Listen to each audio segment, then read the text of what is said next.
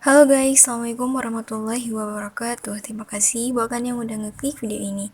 Gimana kabar kalian? Semoga sehat selalu dan baik-baik aja.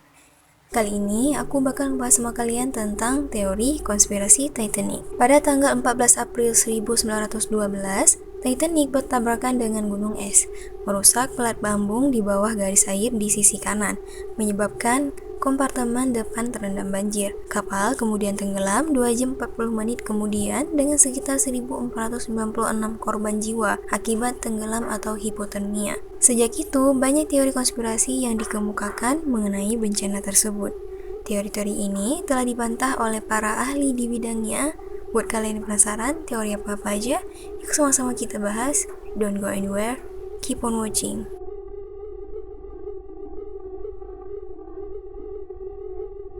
Yang pertama ada teori bongkahan es. Teori bongkahan es bukanlah teori konspirasi karena teori ini menerima bahwa tenggelamnya kapal adalah sebuah kecelakaan.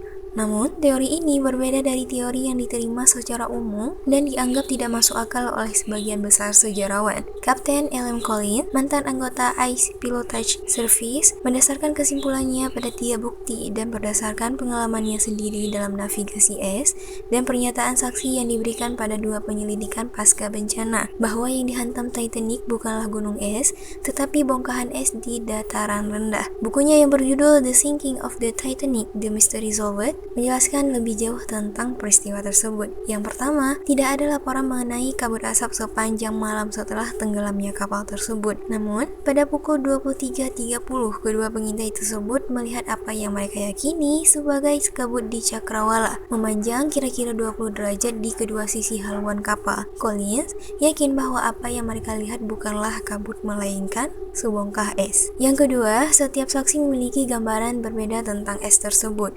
Ada yang mengatakan tingginya itu 18 meter di dekat tempat pengamatan, ada yang mengatakan tinggi 30 meter oleh Quartermaster Ruby Dex dan hanya sangat rendah di dalam air oleh petugas keempat box hull di sisi kanan dekat jembatan yang gelap, yang mana fenomena optik yang dikenal oleh para navigator es, di mana permukaan laut yang datar dan suhu dingin yang ekstrim mengubah tampilan benda-benda di dekat permukaan air, menjadikannya tampak seperti ketinggian lampu kapal. Ada juga yang mengatakan sekitar 18 meter di atas permukaan dekat haluan, dan ada juga yang mengatakan tingginya itu mencapai 30 meter di samping bangunan atas. Yang ketiga, ada Titanic berbelok dengan memutar sepertiga jaraknya dari haluan, yang menyebabkan kemudinya mengeras dan sisi kanannya hancur menjadi gunung es. Hal ini akan menyebabkan kapal kebanjiran, terbalik, dan tenggelam dalam hitungan menit, sehingga merusak sisi kanan lambung kapal dan berpotensi merusak bangunan atas. Yang kedua, ada hipotesis pertukaran Olimpiade. Salah satu teori kontroversial dan rumit seputar tenggelamnya Titanic dikemukakan oleh Robin Gardiner dalam bukunya Titanic, Kapal yang Tidak Pernah Tenggelam pada tahun 1998. Gardiner mengacu pada beberapa peristiwa dan kebetulan yang terjadi dalam beberapa bulan, hari, dan jam menjelang tenggelamnya Titanic, dan menyimpulkan bahwa kapal yang tenggelam sebenarnya adalah kapal saudara Titanic, yaitu Olympic, yang menyamar sebagai Titanic. Sebagai penipuan asuransi yang dilakukan oleh pemiliknya, International Mercantile Marine Group, yang dikendalikan oleh pemodal Amerika yaitu J.P. Morgan, yang mengakuisisi White Star Line pada tahun 1902. Peneliti Bruce Beveridge dan Steve Hall mempermasalahkan banyak klaim Gardiner dalam buku mereka Olympic and Titanic, The Truth Behind the Conspiracy. Penulis Mark Chinside juga mengajukan pernyataan serius tentang teori peralihan. Sejarawan Inggris Gareth Russell menyebut teori ini sangat menggelikan, sehingga orang hanya bisa meratapi ribuan pohon yang kehilangan nyawanya untuk dijadikan makalah yang menjadi landasan teori tersebut diartikulasikan. Ia mencatat bahwa karena kapal-kapal keempat tersebut memiliki perbedaan arsitektur dan desain interior yang signifikan, menggantikannya secara diam-diam dalam waktu seminggu akan hampir mustahil dari sudut pandang praktis. Peralihan juga tidak akan menguntungkan secara ekonomi, karena pemilik kapal bisa saja merusak kapal tersebut.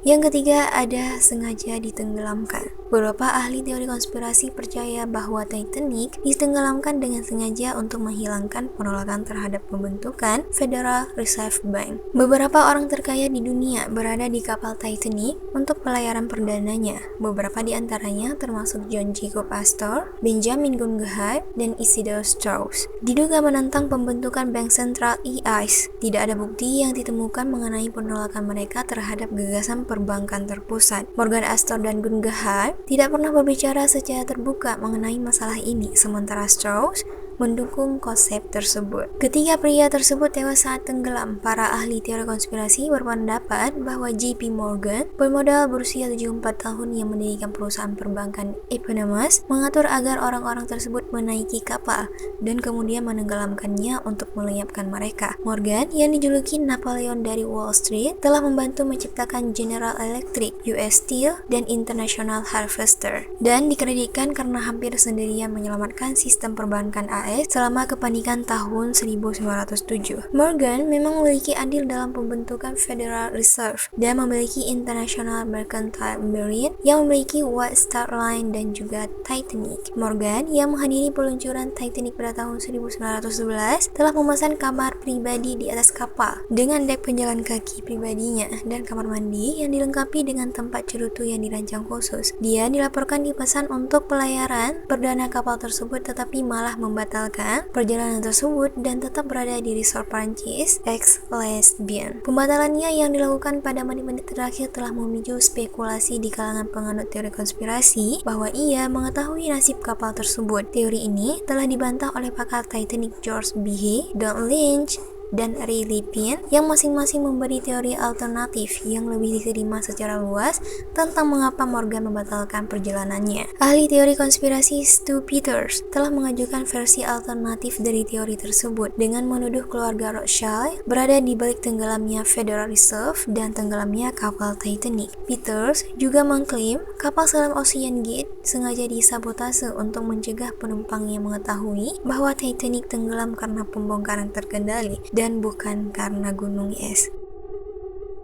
Pintu kedap air tertutup. Teori lain melibatkan pintu Titanic yang kedap air. Teori ini menyatakan bahwa jika pintu-pintu ini dibuka, Titanic akan berada pada posisi lunas yang rata, dan oleh karena itu mungkin akan tetap mengapung cukup lama hingga kapal penyelamat tiba. Namun teori ini dibantah karena dua alasan. Yang pertama, 4 kompartemen pertama secara alami kedap air, sehingga tidak mungkin menurunkan konsentrasi air di haluan secara signifikan. Yang kedua, Bedford dan Hackett telah menunjukkan melalui perhitungan bahwa sejumlah besar air di belakang ruang ketel nomor 4 akan mengakibatkan terbaliknya Titanic yang akan terjadi sekitar 30 menit lebih awal dari waktu tenggelamnya sebenarnya. Selain itu, penerangan akan padam sekitar 70 menit setelah tabrakan akibat banjirnya ruang ketel. Bedford dan Hackett juga menganalisis kasus hipotetis bahwa tidak ada sekat sama sekali. Kemudian, kapal akan terbalik sekitar 70 menit sebelum waktu tenggelam sebenarnya, dan penerangan akan hilang sekitar 40 menit setelah tabrakan. Kemudian, dalam film dokumenter tahun 1998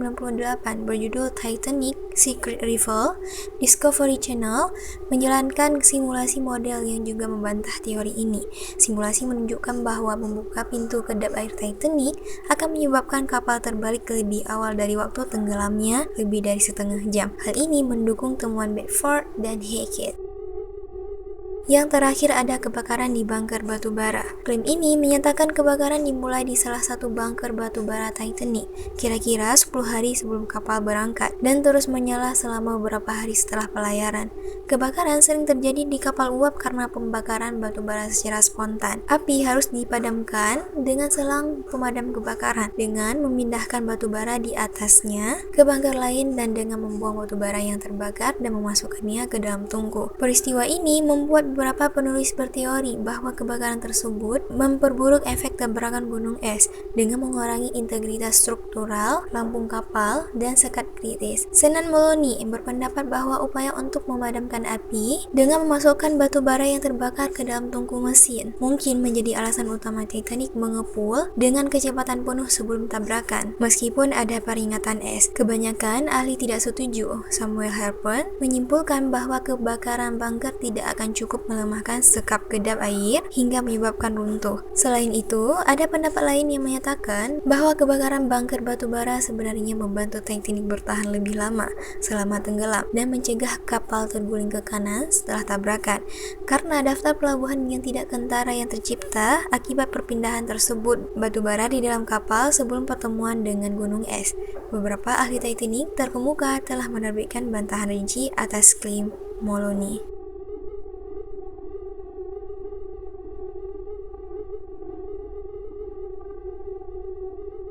Itu dia guys, macam-macam teori konspirasi Titanic. Kalau ada yang mau kalian tambahkan, silahkan komen di kolom komentar. Oke, juga sampai di sini dulu videonya. See you guys in next video. Bye bye.